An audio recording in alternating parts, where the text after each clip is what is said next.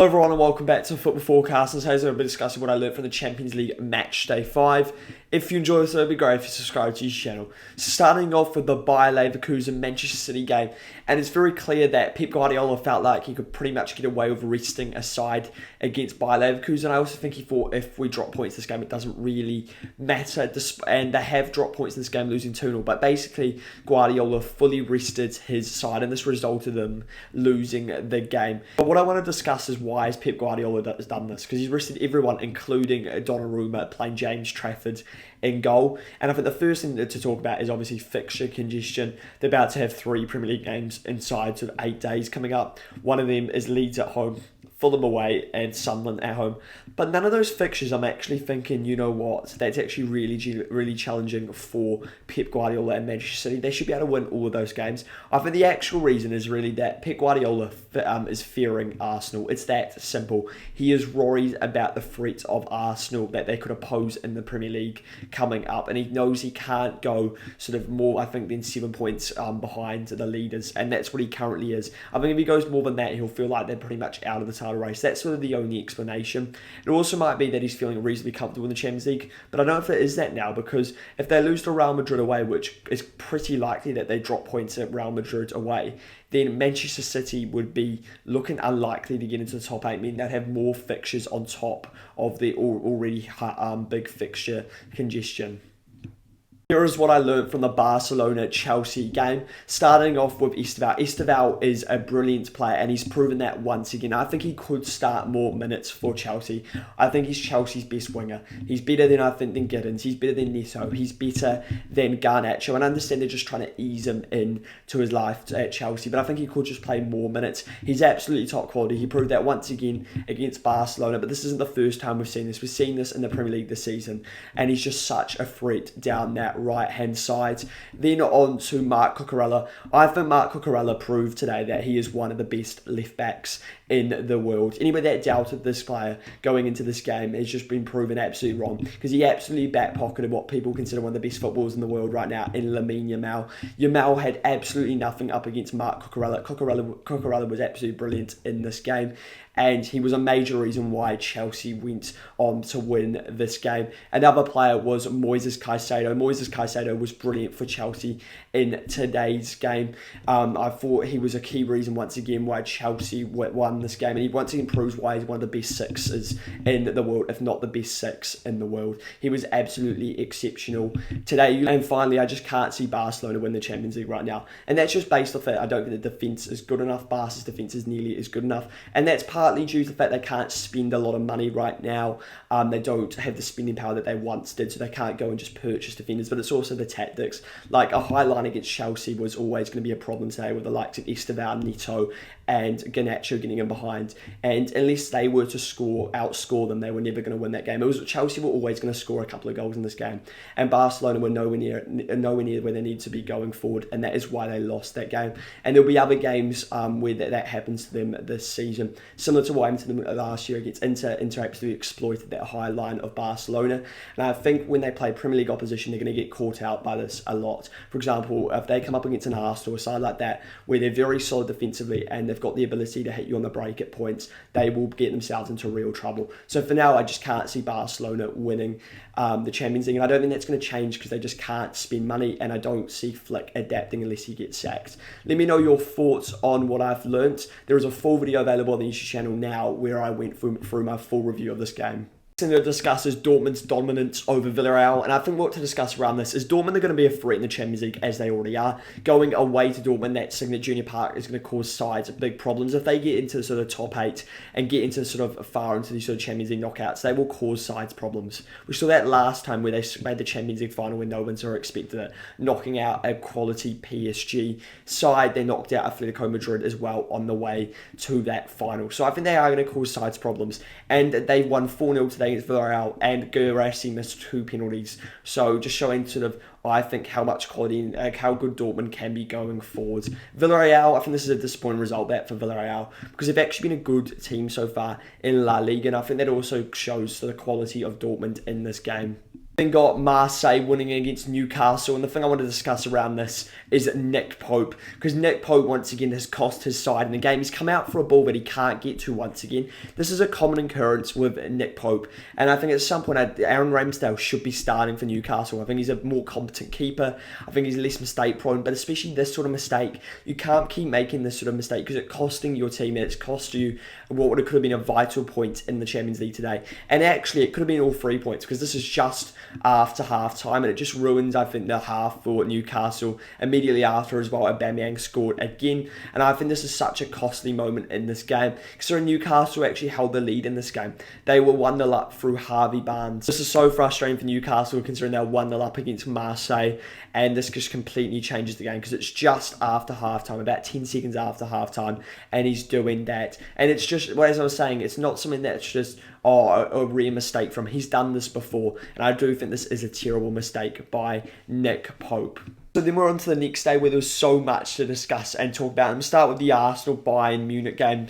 And the thing I learned mainly from this game is the fact that Arsenal are the best side in the world. I think that we've seen this from this game today between Arsenal and Bayern Munich. I think that's what they have confirmed.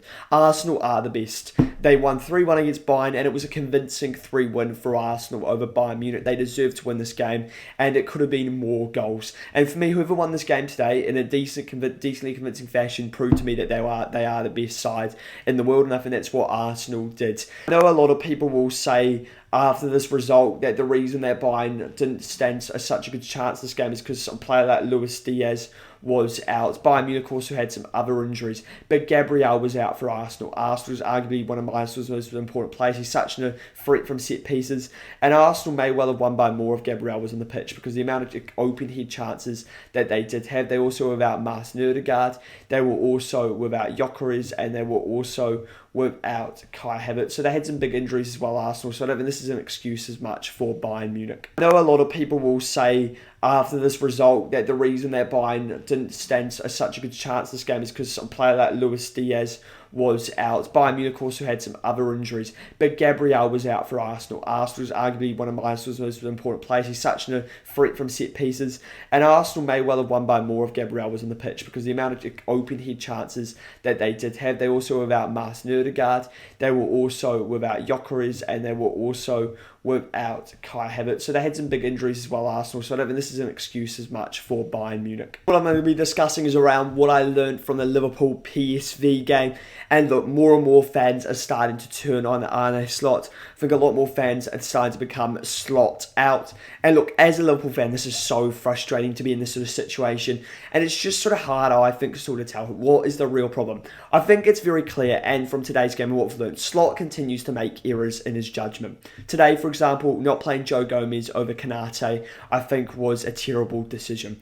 Then the same identical subs continue to be used that aren't effective. And that is bringing off Canate and then bringing on attackers onto the pitch. That continues to be ineffective, so I don't know why he keeps doing it, and it just doesn't make a lot of sense. And I think that inability to adapt is starting to become very frustrating. And as a Liverpool fan right now, I'm just sort of in between. I'm not slot in if hugely, I'm not slot out hugely. If Slot gets sacked, I'm not going to be annoyed. If Slot stays in the job, I can see the benefit of doing this in terms of at least trying to keep some sort of continuity. I don't know if it's all Slot is the problem currently at Liverpool. I definitely think the players deserve, I think, an even share at least of the blame. The players aren't performing anywhere near to the level that they are. And I'm also worried if we were to sack Slot, who we would actually get him. And I think the only manager that I'd actually be quite happy with Liverpool replacing Slot with right now is probably someone like a Klopp, who I think at least sort of gets the fans, gets the players sort of back on side. I don't know how effective this would be. There is sometimes a problem with a new manager, sort of an old manager sort of returning back to where he was once at. But I do think in terms of sort of what we need, that could be quite effective, even if it is just in an interim role. But that is my concern, is that we bring in a Steven Gerrard, something like that. And look, Gerrard's an absolute legend of the club. But in terms of, is that what Liverpool actually need right now? Aren't we better off, I think, sort of waiting until the right manager arrives and then rebuilding? I don't want to get into a Manchester United situation where we continue to sack the manager, but it feels like the players a lot of the time seem to get away with this. I think recently they have actually rectified this quite a bit, but I just really don't want to get into that sort of cycle. So I just want to trust the fact Michael Edwards. I want to trust the Liverpool higher-ups to make the right decision. If they decide to sack him, I will accept that decision. Before this, I think I was more against the sacking of Arne Slot, but right now I just don't really mind as long as we make sure that we make the right decision. That is absolutely key. We get it spot on. So for me, don't put too much pressure on them and just let them make the right decision for the club in the future. That is what is absolutely important for Liverpool right now. So that's for me the main thing, is I've sort of got more of a realisation that most likely Slot is definitely going to be sacked. Up to this point, I think I still had some hope that maybe he could turn it around. Now I'm not so convinced, but I'm not completely Slot out. I still think there's a better hope he can turn around, and I just want the right decision to be made. So then I'm on to Olympiacos Real Madrid, discussing sort of what I've learnt from that game. And I think the first thing is something that we probably already knew. Mbappe can score 4 goals, especially when you play such a high line as a side that just doesn't quite have the quality to compete in Olympiacos, and I think they got that wrong. But what we actually learnt is Real Madrid are very weak defensively. Real Madrid are currently without their main centre-halves, meaning that Carreras and Asensio are starting in centre-half for Real Madrid. As well as this, they also have Trent and Mendy as their fullbacks. So obviously they are likely to concede goals. Did I expect them to concede 3 goals in this game? Not really. I thought they could definitely concede a goal or 2, but not this many. And I think that is going to be Real Madrid's downfall until they get their centre-halves back. Even when they get their centre-halves back, like your Hoystons, I still think they are reasonably weak defensively. And I think that does partly come down to Trent being at right back. As a Liverpool fan, we know this. For everything that he offers going forward, there are problems that he causes you defensively, and it's all about trying to get the balance right in terms of allowing him to do what he does so well, but also being able to cover for that weakness. Something that Liverpool did well last year, I thought, which sort of Real Madrid need to look at, is Szoboszlai, which I definitely think Valverde can do this similar role, and that is definitely something Real Madrid need to look into doing more of, is having Valverde covering Trent Alexander-Arnold to make up for these errors defensively, which they're most likely going to have coming up. So finally, we are ending with PSG Spurs in a game which ended 5-3 to PSG, an absolutely thrilling game. And I think what I learnt from this, first of all, is that you can definitely get at PSG this season something that I thought to an extent you couldn't do as well last time, especially away. If you look at the team like Liverpool, which are absolutely great up to this point against PSG, and they really struggled to do anything away at PSG. And the only reason they won is because of a brilliant goal from Harvey Elliott right at the end, which was Liverpool's only shot. And today Spurs put 3 goals past a PSG side, and I was really surprised to see this happen, considering that Spurs had 0.05 XG against Chelsea and 0.06 against Arsenal. I really thought they weren't going to score today, and they were well taken goals. A couple of good goals for Kolo Muani against his current club. As well as this, for a PSG perspective, how good of a player Vitinha is, something that I already knew, but I think more people are starting to see. But I do think a concern for Spurs is once again shipping 5 goals. A lot of these goals, though, were sort of a bit unlucky or their fault, so I think they maybe could have only conceded maybe 3 goals, which would have actually got them a point in this game. And it wasn't the best PSG side that they actually put out.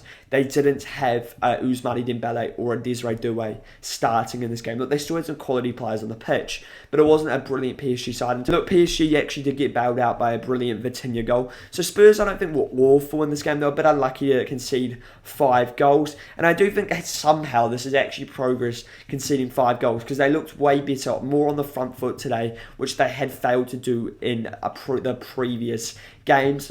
Let me know your thoughts on these games. Do you agree with what I said? What else have you learned from the Champions League this week? What game did I need to cover that I didn't get to cover in this video? And if you enjoyed this, it would be great if you subscribe to this channel as well as liking the video.